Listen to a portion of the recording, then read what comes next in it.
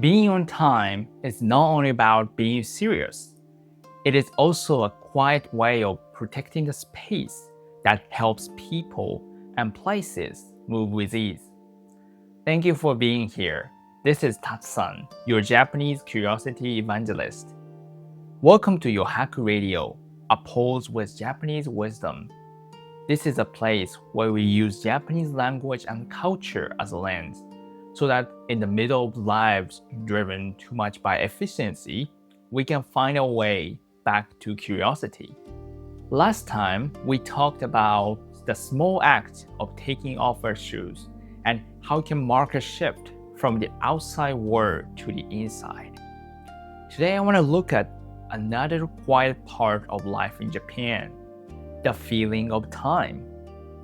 You arrive 5 minutes early for a meeting, and still, few people are already there. No one looks upset, but somehow, you feel a little late. You pass through the ticket gate, glance at your phone, and your walking speed changing without you deciding it. At a moment like that, it can feel as if the whole place is watching the clock with you. So today, I want to explore why being on time in Japan can mean more than simply being serious. So today, I want to explore why being on time in Japan can mean more than simply being serious. Here, time is not only a tool for moving a schedule forward, it can also be a way of showing care for other people and for the space you share with them. I noticed this in myself too. When I feel uneasy about being late, it is often not only because I might miss the time, it is because I do not want to disturb the flow of the place I'm entering. So if you're meeting someone today, you may notice which part of your body begins to hurry first, even before you leave home. It is easy to explain punctuality as a matter of efficiency. And of course, that is part of it.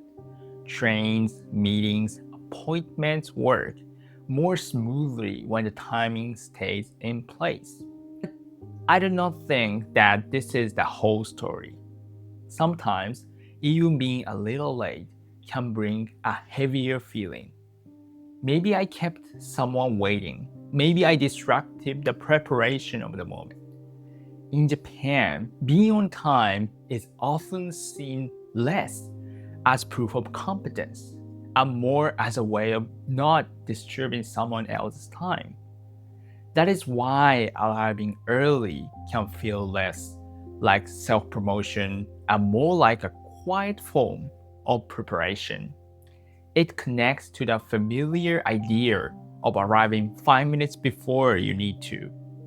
So perhaps punctuality here is not simply about moving faster. Perhaps it has grown as a way of not adding unnecessary tension to a shared space. From another angle, there is something else here too.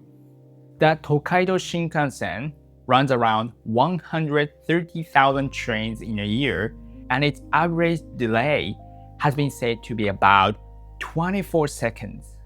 In Japan, even a delay of less than a minute may come with an announcement or an apology. That level of precision is not only about strictness, it also helps many people trust the shape of what comes next.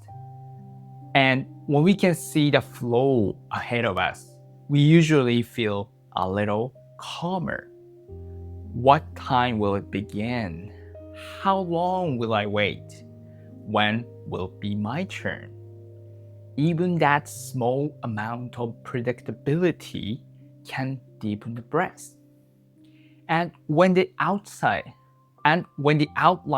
of a plan suddenly becomes unclear, what comes first is not always irritation. Sometimes it is a strange feeling of not knowing where to place yourself. So part of why punctuality matters so much in Japan may be this wish to protect a shared sense of ease. In that sense, time is not only something that limits us, it can also be a frame that quietly protects each person's yoha, the small inner margin of ease. But I do not want this to become a reason to judge yourself. There are days when we are late. There are days when trains stop. There are days when the body does not move the way we hoped. So what matters is not only the fact of being late. It is also what reacts most strongly inside you when it happens. Does your chest grow heavy? Does your breathing become shallow? Or does a kind of panic come first? The feeling of falling out of the flow? When you notice that, Japan's sense of time begins to look less like a hard rule and more like a collection of small wishes not to disrupt a relationship.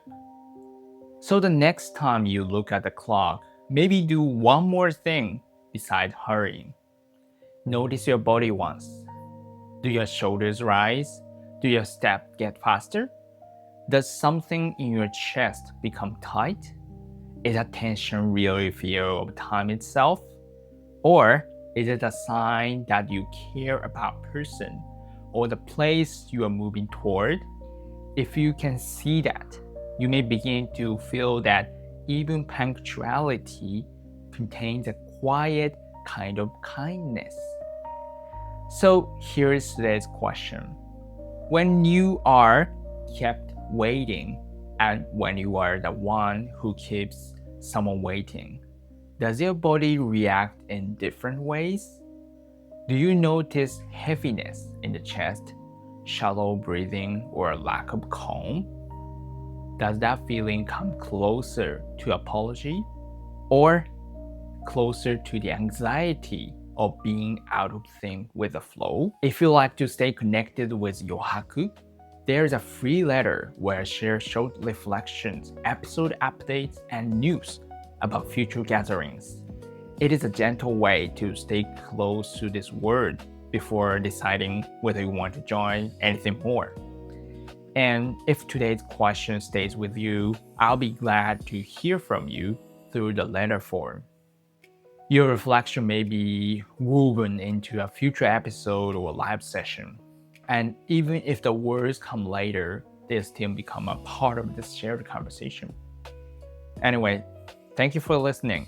Next time, we'll look at something closely connected to the feeling of time in Japan, the habit of preparing things in advance, and why that matters so much. Until then, take care.